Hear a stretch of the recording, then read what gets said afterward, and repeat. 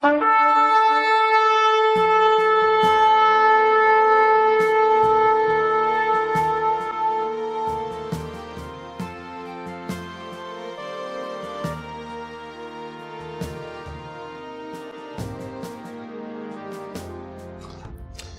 last week we spoke about taking the kingdom by force, what it meant, and today I want more or less continue a little bit on that, on the kingdom and entering the kingdom.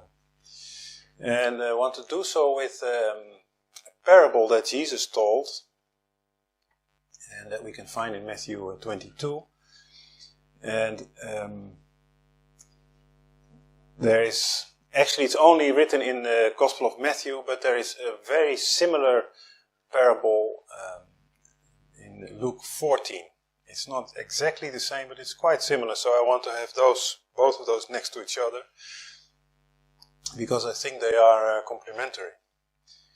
And so we go through this parable, let's say verse by verse, and we'll see what it has for us. So it begins in Matthew 22 in verse 2. And it says there, "The kingdom of heaven is like unto a certain king which made a marriage for his son." So Jesus speaking here about the kingdom of heaven. And in Luke 14 in verse 16 it says, "A certain man made a great supper and bade many." So this is what we begin with. A marriage has been arranged for the king's son. And so it's a royal wedding. And if you think of any wedding feast, if it's a royal wedding, it's as high as you can get. It's the most important feast you can imagine. And so invitations were sent out to all the guests so that they could organize to get there. Of course, in those days, traveling from one side to the country to the other, it took time, much more than today. So it had to be all done quite in advance. Even the leaving of the servants to bring the invitations from the king towards all the corners of the country, it took time for them to get there, and then to invite the people, then for the people to organize, and then to come to the feast. There was time involved. So plans needed to be made long in advance. Now what we read in Matthew 22 is that it's a marriage, it's a wedding. In Luke it just speaks about a supper. But we know it's a marriage, and the invitation goes out for a marriage supper. And Jesus likens it to the kingdom of heaven. So that's what we have to have in mind. So if you think of a marriage supper and in the kingdom of heaven, of course, this is what we read in Revelation chapter 19. And the invitation to that, we can actually read more or less for that. We can read in Revelation 3, in verse 20, there Jesus says, "Behold, I stand at the door and knock. If any man hear my voice and open the door, I will come in to him and will sup with him, and he with me." The fact that he adds this, "I will sup with him and he with me," this points to the marriage supper, the wedding of the Lamb. So this is the invitation. And so, spiritually speaking, it's Jesus himself who knocks on the door of your heart to let him in. What is also noteworthy, actually it's very important, in this verse in Matthew 22 verse 2, is it says, "The kingdom of heaven is like unto a certain king which made a marriage for his son." So who is making the marriage? Who is organizing the wedding? The king. And for who? For his son. And this is a very important detail. And of course we've spoken about this in the past, but this is in the tradition of the ancient Hebrew wedding, where it was the father of the groom who would organize a feast. And the reason for that is that the groom himself, he was preparing the house. He was building the house for to live with his future bride. And so he had no time to organize his feast. And this is the whole reason why in Matthew 24, verse 36, Jesus says, "But of that day and hour knoweth no man, no, not the angels of heaven, but my Father only." That's the reason, because he likens it to a wedding, and it's the Father who organizes. It's the Father who will plan the wedding when it will take place. And so the Son is not dealing with this. And so if anyone would ask the future groom, when is the wedding? He would say, "I don't know. You have to ask my Father." And that's what Jesus is saying. That doesn't mean, because many people are still quoting this verse today, no one knows the day or the hour, not even the Son, but of course when the wedding nears, there is the Father and the Son, they are communicating, they are living together in the same house, because the Son is building his house as an extension to his Father's house. So at some point, of course, the Son would know when the wedding is. He has to know, because the Father will tell him, because he said he will send him out to go and get his bride. And he will literally snatch the bride away from her father's house. So he has to know at some point. And that's why in Acts 1, verse 7, that is after Jesus has died and risen from death, after that, after all power on heaven and earth is given to him, then he will, he knows, and he says in Acts 1 verse 7, "It is not for you to know the times or the seasons which the Father hath put in his own power." So he says to his disciples, "It's not for you to know." Implying, I know, but it's not for you to know. And the Father has organized it. He points to that as well. So that is the current situation that we are in now. Everything is ready, and the Father has informed the Son, the time is almost there to get your bride, because everything is prepared. That is the time we live in today. So what happens now? We go to the next verse, Matthew 22, verse 3. There it says, and the king sent forth his servants to call them that were bidden to the wedding, and they would not come.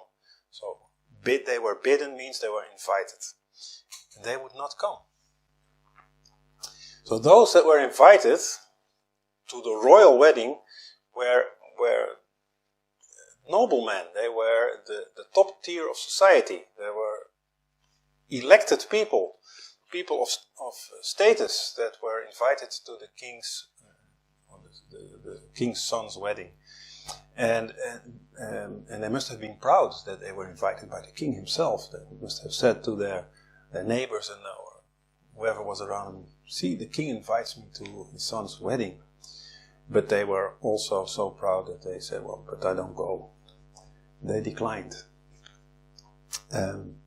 So this refers, of course, to God sending his prophets in ancient times, in the Old Testament era, sending his prophets out to his people.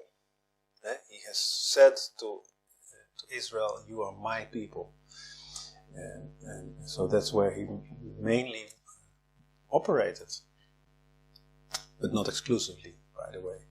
If we talk about God's people in Hebrew, it's Yahudim. Dim is from, like in Adam, it means man. Yahudim is man of God, people of God. And that's where we get the word Yehuda, or Jew. The Jew is not an ethnic group. It's not a religion. It actually means people of God. That's what it means. And so when you see when God instructs Moses to lead the people out of Egypt, he tells him, "Take all of you go, and but also all the strangers that want to come with you." Many strangers were with them, so it's not specifically a ethnic group. It's very confusing nowadays, because if you use the word Jew, then it has a whole different meaning today, and everything you say actually is right away anti-Semitic. It's very difficult to even speak. But biblically, it's just people of God. Now, what happens? They don't come. So in verse 4 then it says, again he sent forth other servants, saying, tell them which are bidden, which are invited, behold, I have prepared my dinner. My oxen and my fatlings are killed, and all the things are ready. Come unto the marriage. But they made light of it, and went their ways, one to his farm, another to his merchandise. And I will also read the parallel in Luke 14, verse 18. And they all, with one consent, began to make excuse. The first said unto him, I have bought a piece of ground, and I must needs to go and see it. I pray thee, have me excused. And another said, I have bought 5 yoke of oxen, and I have to go to prove them. I pray thee, have me excused. And another said, I have married a wife, and therefore I cannot come. So they all have their specific excuses not to come to the marriage supper. And of course, time is moving on. As I said, they have to travel up and down. It takes days, and so now all the animals are killed for the supper. So they didn't have freezers to put it in, so they had to move more quick now. It was more urgent.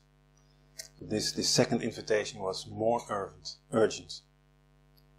But they show that they care very little for the king and for his son. They were too busy with their own activities, their own merchandise, it says, their own businesses. They were very much like the Laodiceans, as we can read in Revelation 3, where they say we are in need of nothing. We don't need this. We have our own things, but in reality they are wretched, miserable, poor, blind and naked. And it's interesting to see that what we read from Luke, that one says, I'm just married, so I cannot come. So he's invited to marriage, but he's basically saying my own marriage is more important. And he's using actually the law against the lawmaker. In Deuteronomy 24, in verse 5, it says, when a man hath taken a new wife, he shall not go out to war, neither shall he be charged with any business, but he shall be free at home 1 year, and shall cheer up his wife which he hath taken. It's a beautiful law, by the way, it's very good. But who made this law? God. This is the Torah. That's the king, so to speak, in this parable. And so now the king invites, and this person is using the law against the lawmaker. And this is typical what we see in many religions and doctrines, where you, for example, when you have Hebrew roots or people who are very strong with the Torah all the time, they use it against God. Very much as what Paul warns the Galatians about. In Judaism, we see it with the Talmud. In Orthodoxy, we see it with the writings of the Holy Fathers. They actually contradict. They go against what God wants. They are using the letter of the law and ignoring the spirit of the law. So what now? 2 invitations, they don't come. In verse 6 of Matthew 22, it continues then. And it says, and the remnant, so there was those that did not have excuses, the remnant, they took his servants and entreated them spitefully and slew them. So they go even further than declining the invitation. They actually proved their content. They treated the king's servants who had come all the way in person to deliver the invitation. They were treating them with great disrespect and even killed some. And this is what we spoke about last week. This is violence against the kingdom. You deliver the gospel, the invitation of Jesus into his Father's kingdom, and you treat the messenger badly or even kill him. Violence against the kingdom. So in that respect, this story is very similar to the parable of the vineyard that we can read in Matthew 21.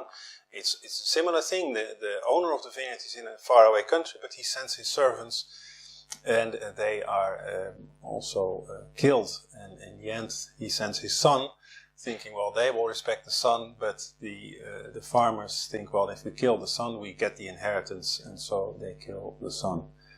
And of course, with that, Jesus is foreshadowing his own death after God has sent all the prophets, and so many of them were treated very badly and even killed.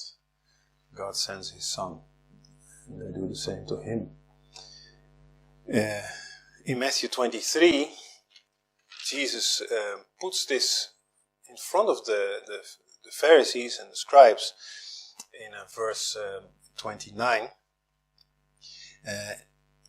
He says, "Woe unto you, scribes and Pharisees, hypocrites, because you build the tombs of the prophets and garnish the sepulchres of the righteous." These were the prophets that God had sent. These were the prophets that they had killed. And they were now making almost shrines of their tombs. And Jesus then continues, he says, "And you say, if we had been in the days of our fathers, we would not have been partakers with them in the blood of the prophets. Wherefore you be witness unto yourselves that you are the children of them which killed the prophets." They admitted it themselves. And then he says, "Fill you up then the measure of your fathers." What your fathers did, they killed the prophets. Now you continue. Finish it. Finish the job. I know you're going to do it. You will now kill the son. That's basically what he's saying. And so, it's a very bad situation. And what does the king do? So these were the men, the people that the king initially invited that they could be at the wedding. They were the noblemen. They were the elected people. Now, in verse 7 of Matthew 22, the king, he heard thereof, and he was wroth. And he sent forth his armies, and destroyed those murderers, and burned up the city. So, the kindliness of the king, the kindness and the generosity of the king was now gone and made place for wrath. And these people are called murderers. And so this is very sore. And this is actually the reason why Jesus cursed the fig tree. After all this time, after all the prophets, after his own ministry, there was no fruit on the fig tree. Which is of course a symbol of Israel, of God's elected people. The people that were bidden to the marriage. And that is also why Jesus cried over Jerusalem. It pained him a lot. And that is why Jerusalem was destroyed and the Jews were dispersed. And that is what happens when we reject God and his Son. We get destroyed in God's wrath. In Luke 14, verse 24, it says there, "For I say unto you that none of those men which were bidden shall taste of my supper." That is the consequence. If you deal with that, like that with the invitation, then you will not take part in this supper. There is no way. In Matthew 21 verse 43 it also says, "Therefore I say unto you, the kingdom of God shall be taken from you, and given to a nation bringing forth the fruits thereof." There's no fruit on you. You decline it, okay, it will be taken from you and it will be given to someone else. And so what follows now is a third invitation. The third invitation, Matthew 22 verse 8. "Then said he to his servants, The wedding is ready, but they which were bidden were not worthy. Go ye therefore into the highways, and as many as you shall find, bid to the marriage," invite them. So those servants went out into the highways and gathered together all as many as they found, both bad and good, and the wedding was furnished with guests. In Luke 14, verse 21, it then says, "So that servant came and shewed his lord these things. Then the master of the house, being angry, said to his servant, Go out quickly to the streets and lanes of the city, and bring in hither the poor and the maimed, and the halt and the blind." And the servant said, "Lord, it is done as thou hast commanded, and yet there is room." And the Lord said unto the servant, "Go out into the highways and hedges, and compel them to come in, that my house may be filled." This is the third invitation, and it is for everyone. As many as you can find, the king said. There is no respect of person. Anyone is invited. The maimed, the halt, the blind, anyone. Good and the bad. No longer it's the top tier of society, no longer it's the nobleman, it's everyone, the common people and even the outcasts of society, the underdogs, everyone is invited. And so this, of course, we find in Scripture that we see first God's elect people are invited, and then after that it goes out to the Gentiles, to the nations. In Matthew 13, verse 47, this is foretold by Jesus. He says there also again, "The kingdom of heaven is like unto a net that was cast out into the sea, and gathered of every kind, which when it was full, they drew to shore and sat down and gathered the good into vessels, but cast the bad away." So they were fishing everything. The net was full with good and bad. Now, to understand the second half of this parable, we have to know something about traditions in those days. It was custom for the one hosting the wedding, in this case that's the king, to provide garments for the wedding guests.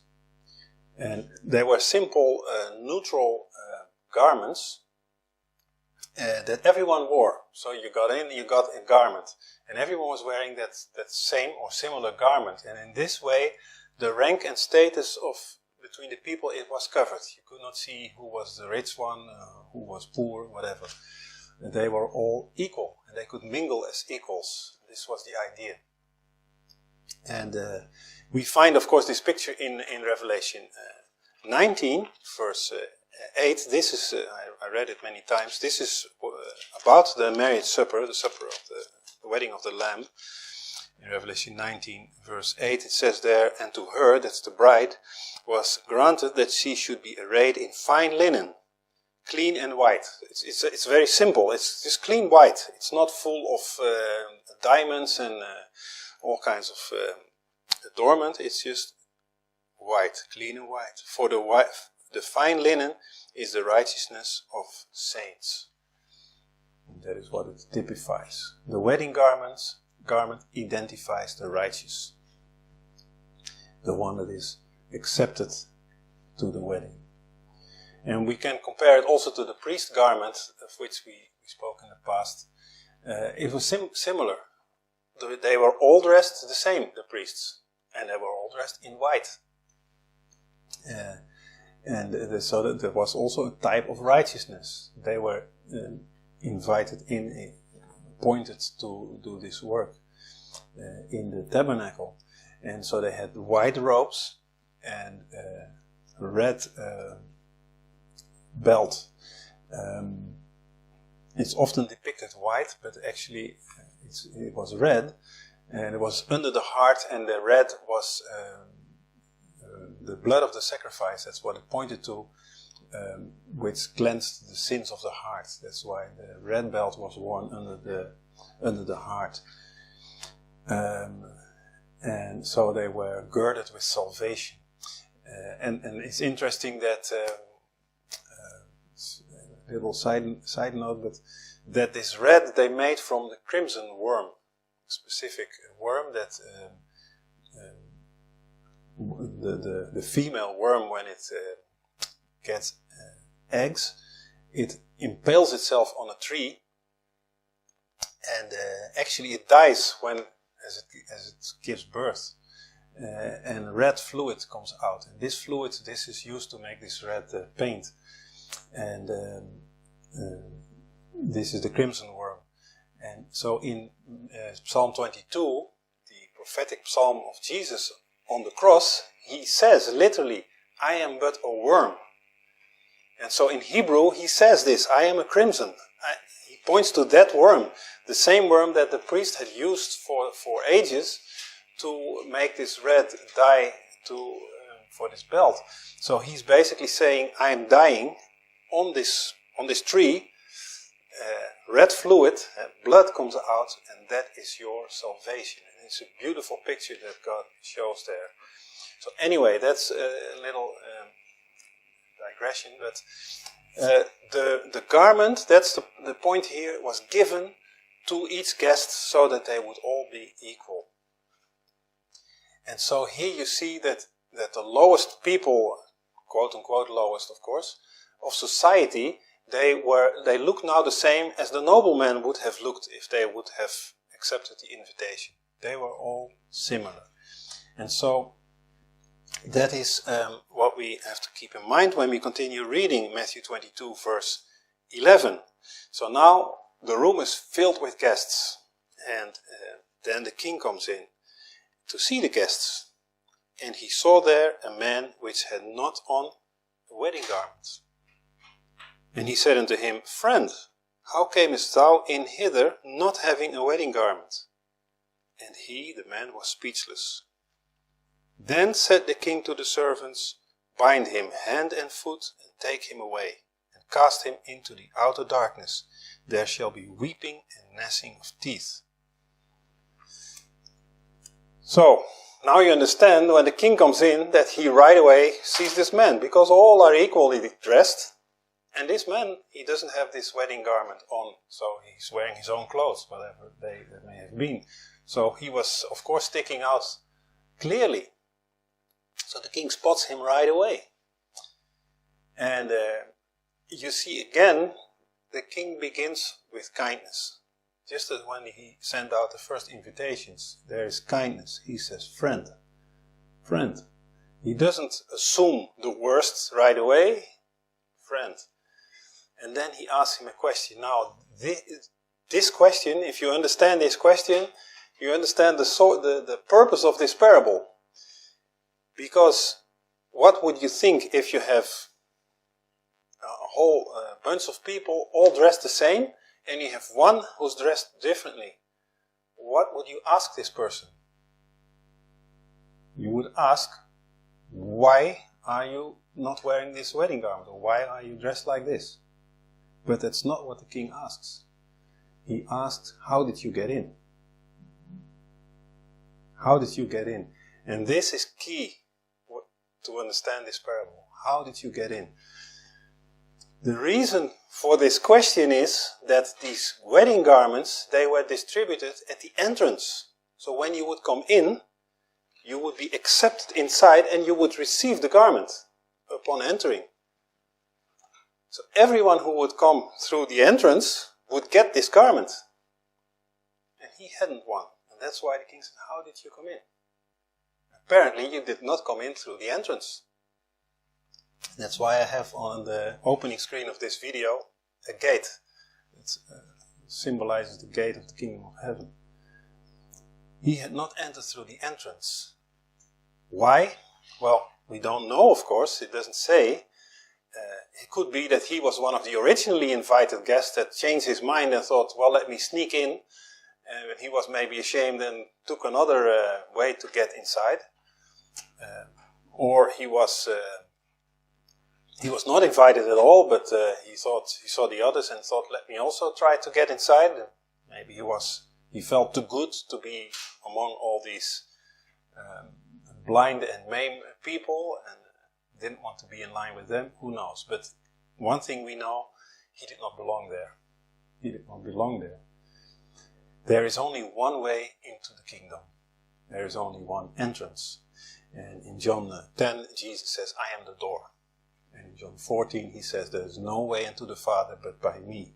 And this is the point of the parable. There is no way into the Father but by me. This man tried to get to the Father in another way. And maybe for those who followed it, you remember when we studied the Tabernacle, 5 years ago or so. We began with the wilderness and the entrance, and we saw that the entrance of the tabernacle in the fence, the size of it and the 4 pillars and the 4 colors, it all points to Jesus. And so there's the same picture there. You could only get in through this entrance. That is Jesus, the only way to get into the presence of God. And it says there also in Numbers 3, verse 38, but those that encamp before the tabernacle toward the east is the side where the entrance is, even before the tabernacle of the congregation eastward shall be Moses and Aaron and his sons, keeping the charge of the sanctuary for the charge of the children of Israel. And the stranger that cometh nigh shall be put to death. And so anyone who tried to enter in any other way than through this entrance, he was put to death.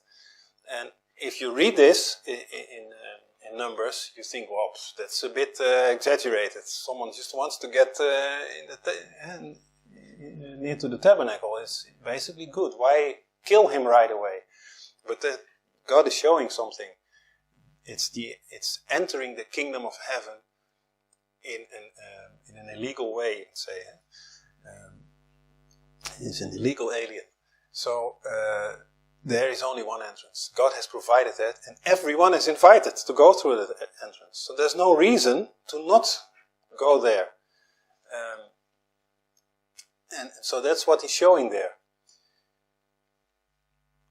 No matter what you think of it, but not wearing this wedding garment was a sign of disrespect to the king and his son. And you see, when the king asks this man, how did you come in? Because you're not wearing this garment. He was speechless. He had no excuse. Anyone who will stand before the throne of God, Revelation 20, the white throne judgment, anyone who will stand there will have no excuse, will be speechless. There is nothing you can say to justify yourself if you're not justified by Jesus. This man was not wearing a wedding garment because of willful intent. He did it on purpose. He knew what he was doing. And he came in the dirty rags of the world, as it says in Isaiah.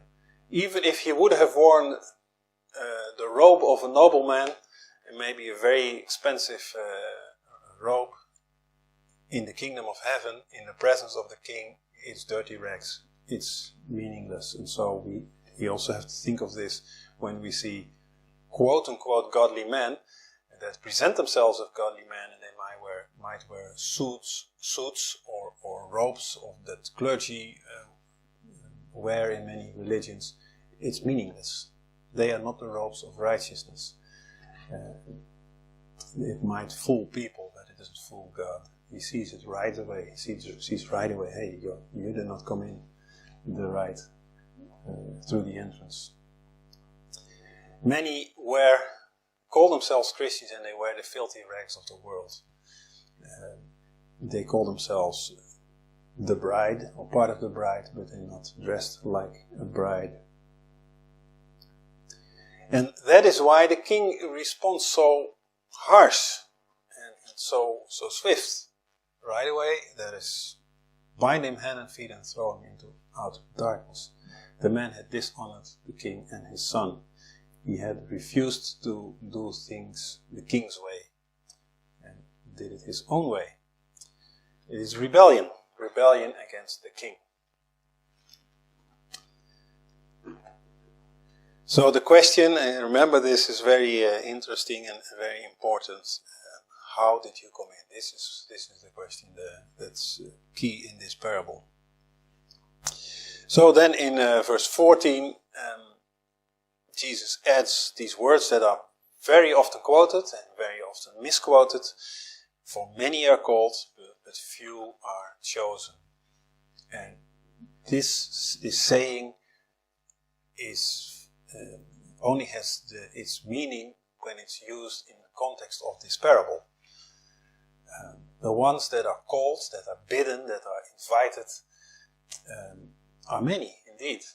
And we see actually everyone is invited. It began with the elect, but with God's people, with the king's selected people, but it ended with everyone. As many as you can find, the king says to his servant. So everyone is invited. Everyone is called. But then, of those that answer to this calling and actually go, even of them, not all are chosen. Some of them, they try to do it their own way. They do not enter through the gate. And so you have to think of what Jesus says about the narrow gate. And in Luke 13 and verse 24, he says that many, let me get it, Luke 13, 24, strive to enter in at the straight gate, for many, I say unto you, will seek to enter in and shall not be able. So many will seek it and they won't be able. And of course in Matthew 7 he says that many will seek but few will find it. And so that's because they are not using the correct entrance. They do not do the will of the Father actually. Jesus makes it very clear in Matthew 7 in verse 21. He says, not everyone that saith unto me, Lord, Lord, shall enter into the kingdom of heaven, but he that doeth the will of my Father which is in heaven. So that's the condition to enter the kingdom, to do the will of the Father. And the will of the Father is to dress you in righteousness before you enter. That's why he gives these robes of righteousness at the entrance. You are entering God's kingdom, where everything is holy and pure. There is no unrighteousness there. And so it's impossible that you get in there with the dirt of the world. You have to do his will and accept the robe that he provides. And then, so that's one condition. The second condition, which is linked to that, he gives then in verse 23, Matthew 7. And then I will profess unto them, I never knew you. Depart from me, you that work in iniquity. I never knew you. And that means we never had a relationship. So one is to do the will of the Father. The second is to have a living relationship with the Son, with Jesus. This goes together. Then you can enter the kingdom. No man cometh unto the Father but by Jesus. He is the door. And only he can array you in this fine white linen of righteousness. So, we can ask ourselves, and we must ask ourselves, what robe am I wearing? Or, to put it another way, through what gate or in what way did I enter? How did you come in? That's the question that's given to us. How did you come in? And we have to be sure that we came in the right way and that we wear these robes, because the consequences are dire, as we see. You will be bound hand and feet and thrown into utter darkness. So this is not a game. And indeed, the supper is ready. Everything is ready. There is no time, or very little at least, to get right. All these invitations, these first and the second invitations, they have gone out. All this has happened already, even prophetically. And so we are very near to the marriage of the Lamb. So I want to end with Isaiah 61 and verse 10. There it says, I will greatly rejoice in the Lord. My soul shall be joyful in my God. For he hath clothed me with the garments of salvation. Here is salvation, which again in the priest robes is the red belt. He hath covered me with a robe of righteousness, as a bridegroom decketh himself with ornaments, and as a bride adorneth herself with her jewels. Amen.